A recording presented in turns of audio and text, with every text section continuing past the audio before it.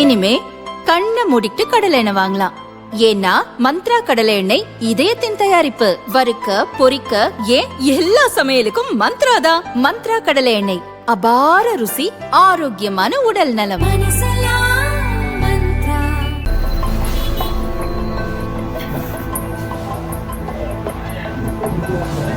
புரட்சி தலைவி அம்மா அவர்களால் 3 முறை முதலமைச்சராக அடையாளம் காட்டப்பட்ட ஓபிஎஸ் அவர்கள் இன்றைக்கு திமுகவுக்கு சென்றிருக்கிறார் என்கின்ற போது என் போன்ற தொண்டர்களுக்கெல்லாம், அவரை நம்பியிருந்தவர்களுக்கெல்லாம் ரத்தம் கொதிக்கிறது. முன்னாள் முதல்வர் ஓ பன்னீர்செல்வம் திமுகவில் சேர்ந்ததை பல கட்சி தலைவர்கள் மட்டுமல்ல, ஓபிஎஸ் அணியில் உள்ளவர்களும் கூட கடுமையாக விமர்சிக்கின்றனர். நம்பியவர்களை நட்டாற்றில் விட்டுவிட்டார், குடும்பம்தான் முக்கியம் என காட்டிவிட்டார் என தூத்துக்குடி மாவட்ட செயலாளர் ஈசாதுரை ஆவேசத்துடன் கூறினார். ஆதரவாளர்களுடன் கலந்து பேசி மீண்டும் அதிமுகவில் சேர உள்ளதாகவும் அவர் சொன்னார். இதய தெய்வம், மக்கள் போற்றும் மகத்தான தலைவர் புரட்சி தலைவர் அவர்கள் என்ன நோக்கத்துக்காக அனைத்து இந்திய அண்ணா திராவிட முன்னேற்ற கழகம் என்ற இயக்கத்தை 1972 துவக்கினார்கள்.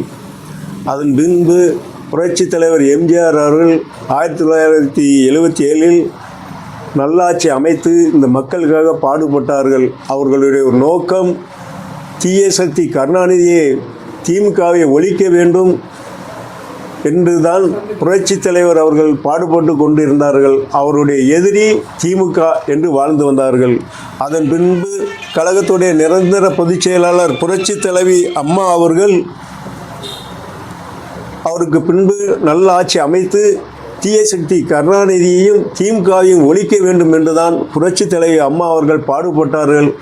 ஆனால் இன்றைக்கு புரட்சி தலைவி அம்மா அவர்களால் 3 முறை முதலமைச்சராக அடையாளம் காட்டப்பட்ட ஓபிஎஸ் அவர்கள் இன்றைக்கு திமுகவுக்கு சென்றிருக்கிறார் என்கின்ற போது என் போன்ற தொண்டர்களுக்கெல்லாம், அவரை நம்பியிருந்தவர்களுக்கெல்லாம் ரத்தம் கொதிக்கிறது. அவருடைய நடைமுறையில் இன்றைக்கு நாங்கள் பார்க்கின்ற போது இப்படிப்பட்ட ஓபிஎஸ் அன்றைக்கு அம்மா அவர்களுக்கு எப்படி உண்மையான விசுவாசியாக இருந்தது பார் என்று எண்ண தோன்றுகிறது.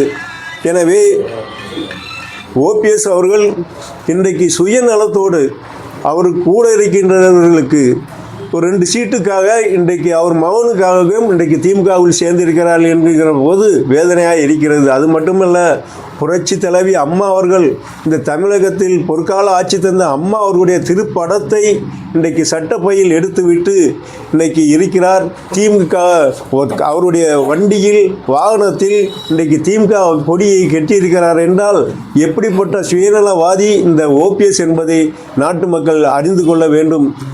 கிட்டத்தட்ட ஒரு 5 வருட காலம் அவர் பின்னால் நாங்கள் பயணித்தோம், பல தியாகங்களை செய்தோம். இந்த அவருக்காக ஐயா ஓபிஎஸ் வாழ்க வாழ்க என்று கோஷமிட்டு எங்கள் தொண்டை தண்ணியெல்லாம் வத்தக்கூடிய அளவுக்கு பாடுபட்டோம். ஆனால் அப்படிப்பட்ட ஓபிஎஸ் அவர்கள் இன்றைக்கு எங்களை எல்லாம் நடுத்தெருவில் விட்டுவிட்டு அவர் சுயநலத்தோடு சென்றிருக்கிறார் என்கின்ற போது மிகவும் வேதனையாக இருக்கிறது. தூத்துக்குடி மாநகரத்தை பொறுத்தவரையில் எங்களோடு பயணித்த கழக நிர்வாகிகளுடன் கலந்து பேசி அடுத்த கட்ட நடவடிக்கை என்ன எடுக்கலாம் என்பதை எங்கள் நிர்வாகிகளோடு கலந்து பேசி தூத்துக்குடி மாநகரம் நல்ல ஒரு முடிவை எடுக்கும்.